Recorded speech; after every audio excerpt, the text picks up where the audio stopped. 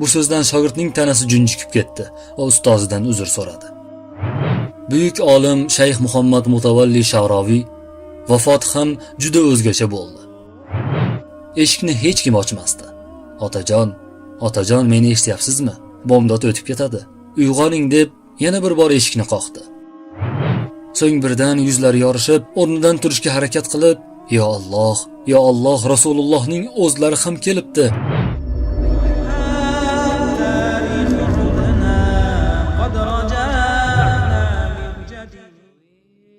Islomiy da'vatda ko'zga ko'ringan namoyandalardan, tarix sahifalariga oltin harflar bilan yoziladigan ulamolardan, zamonasining ulug' mufassirlaridan, Qur'oni Karimni to'liq holda og'zaki tarzda ilk tafsir qilgan olim, ulamolarga va xalqqa Fahriddin Rozi, Tabari, Qurtubiy, Ibn Kasir va boshqa mufassirlarning ilmlarini yengil va oson uslubda taqdim etgan va o'tgan asrimizda yashagan zabardast alloma Shayx Muhammad Mutavalli Sha'roviy rahimahulloh. Muhammad Mutavalli Sha'roviy Hijriy 1329-yil 15-Rabiul Avval, milodiy 1911-yil 15-aprel kuni Misrda tavallud topdi. 11 yoshida Qur'oni Karimni to'liq yod oldi. 1922-yilda Asqar universitetiga qarashli Zaqoziq shahridagi boshlang'ich ma'hadga o'qishga kirdi. Yoshligidayoq she'r, maqol va hikmatlarni yodlash borasida iqtidorli ekanini ko'rsatdi.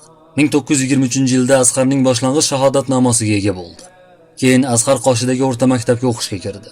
Bu paytda uning she'r va adabiyotga bo'lgan e'tibori va qiziqishi yanada ortdi. Bu sohada tengdoshlari orasida fenomen edi. Tengdoshlari va sheriklari uni talabalar ittifoqiga rais etib sayladilar. Keyin esa Zaqoziqdagi adiblar uyushmasining raisi etib saylandi. Sha'roviyning otasi uni Qohiradagi Asqar universitetiga o'qishga kiritishni xohlagani uning hayotida katta voqea bo'ldi. Sha'roviyning o'zi akalari bilan birga qishloqda qolib, dehqonchilik qilishni xohlardi. Lekin otasi uni Qohiraga borishga undab, unga sarf xarajatlariga ko'p pul berib, yashash uchun joy ham hozirlagandi.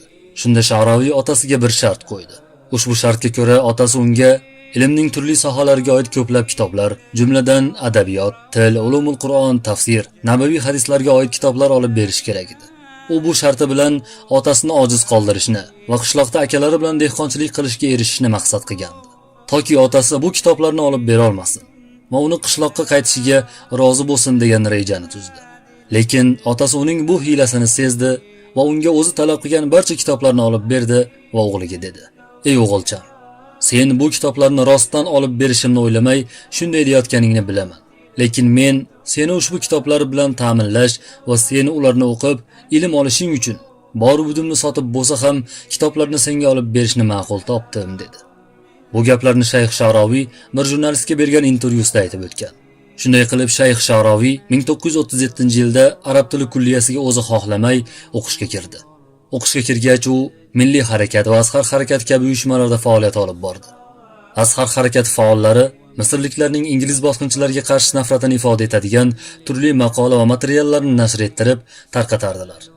Sha'roviy ham o'z sheriklari bilan Asqarning maydonlarida, ayvonlarida va yo'laklarida bir necha marta hibsga olinishiga sabab bo'lgan nutqlarni qildi. U paytlarda, ya'ni 1934-yilda Sha'roviy talabalar uyushmasining raisi edi. U 1940-yilda Asqarni tamomladi.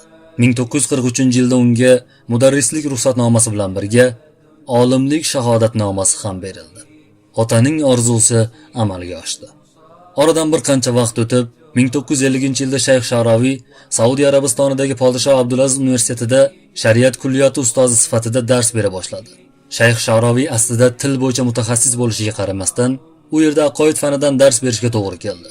Tilshunos olimga aqoid fanidan dars berish aslida juda mushkul ish bo'lsa-da, Shayx Sha'roviy bu mavzuda ham yuksak darajada dars bera olishini isbotladi va ko'pchilikning tahsin va taqdiriga sazovor bo'ldi. Quyida Shayx Sha'roviy xizmat qilgan sohalar va u kishi egallagan mansablar bilan tanishamiz. Tanta, Iskandariya, Zaqoziq institutlarida mudarris, Saudiyadagi Podshoh Abdulaziz universitetining shariat kulliyasida mudarris, Tanta institutining vakili, Vaqf vazirligi qoshidagi Islomiy da'vat uyushmasining mudiri, Asqar Sharifdagi arabiy ilmlar bo'limining taftishchisi, Buyuk imom Asqar Shayx Hasan Ma'mun idorasining mudiri, Al-Asqarning Jazoirdagi delegatsiyasi rahbari, Makka Mukarramadagi Podshoh Abdulaziz universitetining ustozi, Podshoh Abdulaziz universitetining oliy ta'lim bo'limida rais, Misr Arab Respublikasining Vaqf va Asqar ishlari vaziri, Islomiy tadqiqotlar akademiyasining a'zosi va Arab tili akademiyasining a'zosi. Bundan tashqari u kishiga asqar shayxlar rahbarligi va bir qancha islomiy davlatlardan turli mansablar taklif etildi. Lekin u zot bu takliflarni rad etib, o'zini islomiy da'vat ishiga bag'ishlashga qaror qildi. Sha'roviy otasining taklifi bilan bir qizga uylandi va mazkur ayoldan 3 o'g'il va 2 qiz ko'rdi. Sha'roviy arab tiliga oshiq edi. U gapirganda uslubidagi soddalik bilan birga so'zlarning balog'atli ekani va ta'biridagi go'zallik bilan dunyoga tanildi. Shayx Sha'roviyning she'rga qobiliyati juda kuchli edi. U turli vaziyatlarda she'r orqali iborani chiroyli bayon qilib beradigan darajadagi shoir edi. Xususan, yigitlik chog'larida, milliy harakat faoli bo'lgan kezlarida ummatning orzu-umidlarini she'r orqali juda go'zal tarzda ifoda qilardi. Yana Shayx Sha'roviy she'rni Qur'oni Karimni tafsir qilish, oyatlarning ma'nolarini tushuntirib berish chog'ida ham ishlatardi.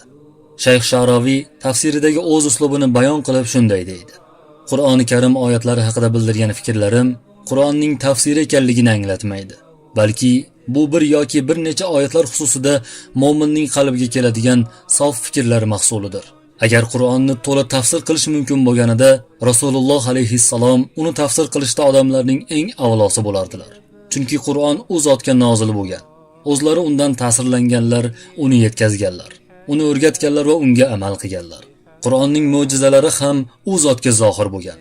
Lekin Rasululloh alayhissalom ham odamlarga ularning ibodatidagi ehtiyojlari miqdoricha bayon qilib berish bilan kifoyalanganlar.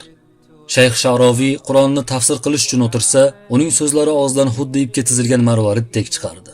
U zot Qur'onni tafsir qilishda xuddi g'avvos dengiz tubiga tushib, marvarud va marjon olib chiqqanidek ma'no va fikrlar qa'riga sho'ng'ib g'avvoslik qilardi. Agar uning iboralarini tinglasangiz, uning fikrlari qalbingizni zabt etayotganini his qilasiz. Imom Sha'roviy haqida to'liqroq o'rgansangiz, u kishining hayotida yuz bergan ajoyib karomatlar haqida ham eshitasiz. Bu zotning hayotida karomatlar shu qadar ko'pki, qaysi birini aytishni bilmaysan kishi. Masalan, payg'ambar alayhissalom vafotidan so'ng u zotning tanasi yuvilganda o'sha suv qayerga ketgani haqidagi Imom Sha'roviy qissasi dunyoga mashhurdir. Bu haqida kanalda mavzu qilganmiz. Albatta tinglab ko'ring. Bu kishini karomat egasi bo'lganiga yana bir misol, kunlarning birida Imom Sha'roviy bir shogirdini chaqirib, boshqa bir odamni ziyorat qilib kelish uchun hozirlik ko'rishini aytdi. Shunda shogirdi o'ziga o'zi hozir mavrida emasdi-da, mayli ustozning ko'ngli uchun borib qo'yay deb kiyinib chiqdi. Sha'roviy va shogirdi mashina oldiga kelishdi. Sha'roviy mashina eshigini ochishdan avval shogirdiga qarab, Alloh uchun emas, meni ko'nglim uchun borib qo'yay desang, bormay qo'yaver dedi. Bu so'zdan shogirdning tanasi junjikib ketdi va ustozidan uzr so'radi. Buyuk olim Shayx Muhammad Mutavalli Sha'roviy 1998-yil 17-iyun chorshanba tongida 87 yoshida foniy dunyodan boqiy dunyoga rihlat qildi. Vafoti ham juda o'zgacha bo'ldi. Vafotidan bir kun avval o'g'lini chaqirib, meni g'usl qildirib, chiroyli liboslarimni kiydirib qo'y dedi. O'g'li aytganini qildi. So'ng imom o'g'liga qarab, endi meni yolg'iz qoldir, ibodat qilaman. O'g'li chiqib ketgandan so'ng eshiklarni qulflab oldi. O'sha kuni tuni bilan Alloh azza va jallaga ibodat qildi. Bomdod namozi payti bo'ldi. Otasi hamon uydan chiqmasdi. Xavotir olgan o'g'il borib eshikni qoqdi. Eshikni hech kim ochmasdi. Otajon, meni eshityapsizmi? Bomdod o'tib ketadi. Uyg'oning deb yana bir bor eshikni qoqdi. Shunda shayx eshikni ochib, o'g'liga qarab, men uxlaganim yo'q. Buncha shovqin ko'tarasan dedi. Imom Sha'roviy eshikni ochib, borib kursiga o'tirdi. Birdaniga o'rnidan qo'zg'alib, o'g'liga dedi: "Yo'ldan qoch. Yo'lni bo'shatib qo'y. Hazrat Husayn keldi mehmonga. Qara, Hazrat Ibrohim ham keldi.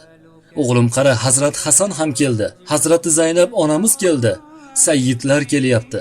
Xush kelibsizlar sayyidlarim", dedi. So'ng birdan yuzlari yorishib, o'rnidan turishga harakat qilib, "Yo Alloh, Rasulullohning o'zlari ham kelibdi. Keling yo Rasululloh, xush kelibsiz yo Rasululloh. Allohdan o'zga iloh yo'q. Batahqiq siz uning barhaq payg'ambarisiz", dedi-da yana joyiga o'tirib qoldi. O'g'li borib qarasa, omonatini topshirgandi. Allohu akbar. Allohu akbar. Shu tariqa ummat eng buyuk olimlarning yana biridan ayrildi. Alloh taolo Sha'roviyni rahmatiga olsin. Qur'onga qilgan xizmati uchun, islomga qilgan xizmati uchun, musulmonlarga qilgan xizmati uchun ajr va mukofotini ko'paytirib, Firdavsul a'lo bilan siylasin.